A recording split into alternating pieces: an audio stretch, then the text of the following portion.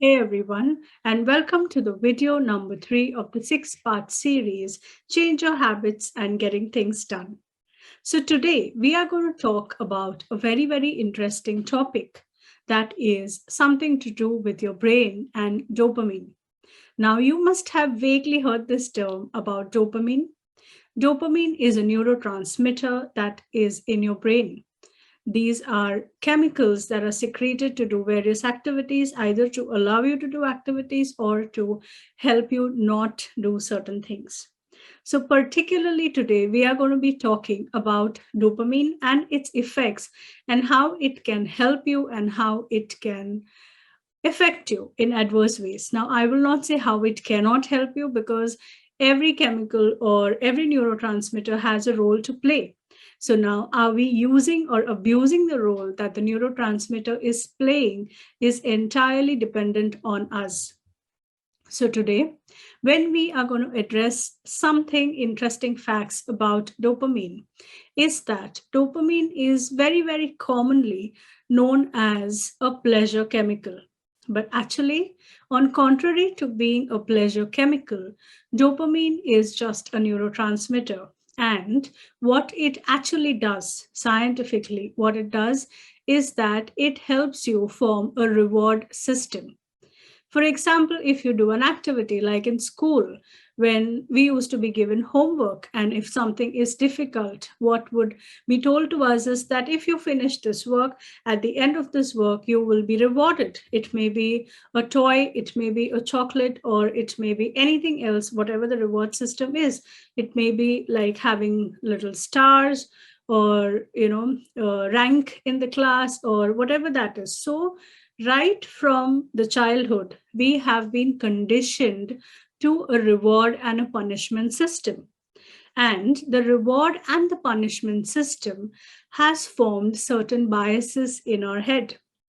And it's human nature that we work towards rewards. So anything that is going to make us feel good. So there is one more association that we make is that anything that looks like a reward is going to make us happy and going to make us feel good.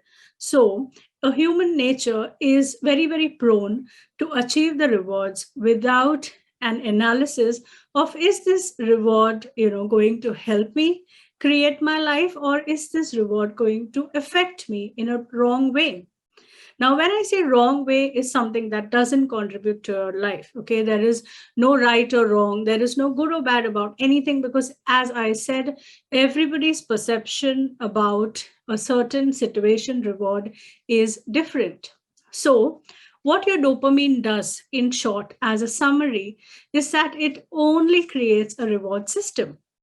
So you achieve the task and you get a reward. Reward is you think, okay, your body and your mind thinks that reward means feeling good, okay, feeling pleasure. But at the same time, as I said, the meaning, okay, or the whatever pleasure is for each person is different.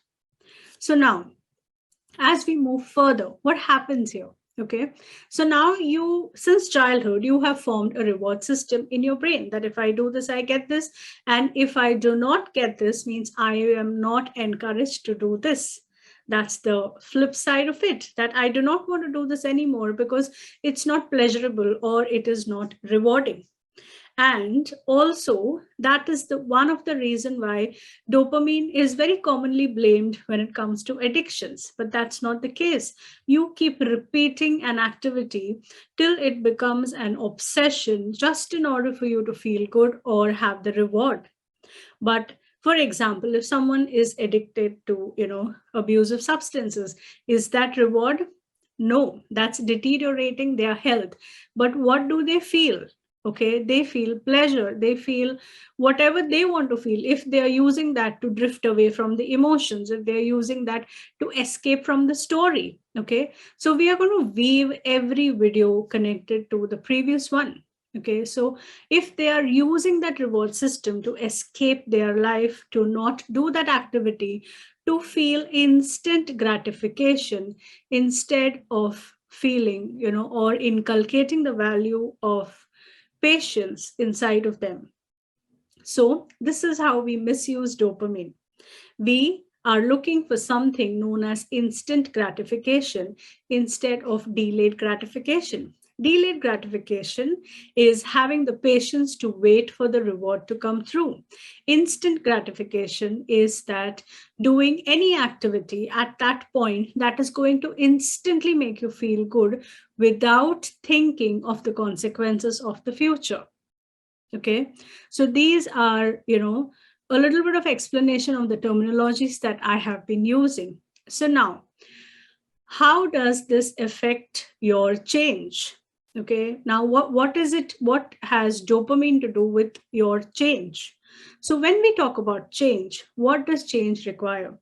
If you want to change a thought, if you want to change a pattern, if you want to change your body, if you want to change a situation, your health, your money, your business, your finances, what are the basics that it requires?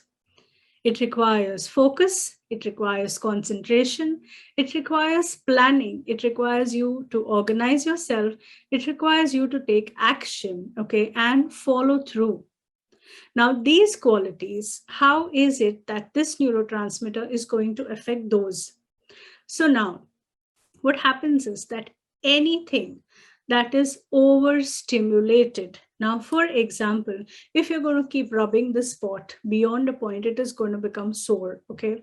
So, same thing even with your dopamine, that if you're going to use it and overuse it and abuse it, it is going to steal away your capacity of being able to focus on things, your capacity to concentrate on things, and your mental capacity of long term thinking, because you are in instant gratification. You don't have the patience to wait for things to come through. You don't have the patience to wait for the delayed gratification.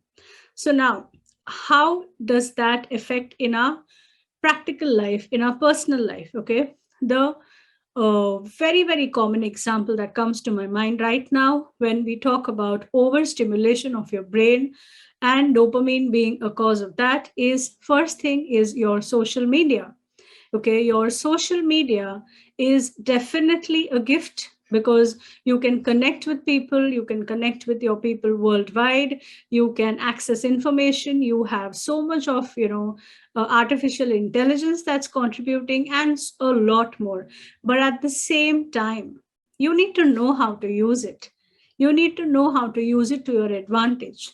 Like we spoke in the previous video, of not allowing your mind to take over and having control over it, same way, having control over your habits. And these habits are something that you will slip in and you will not even know.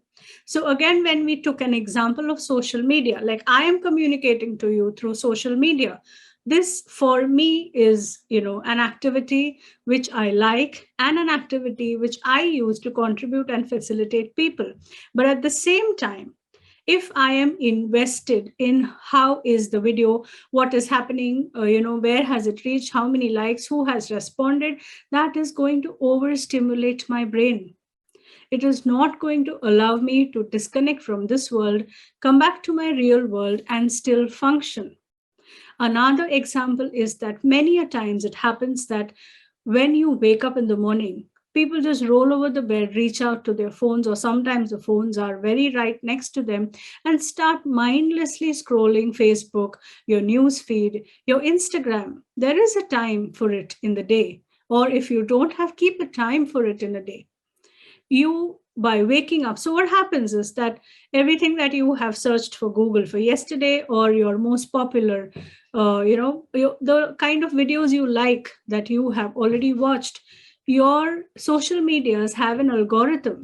Okay, they function on your algorithms. So if you watch one cat video, you will have another cat video, you'll have another, you'll have another, and that's creating pleasure. You're feeling happy because you like cats, and then you are watching and watching it repeatedly, and you realize that you are 1.5 hour late to even get out of bed. And what happens? Your brain is hijacked. This is called as dopamine hijack.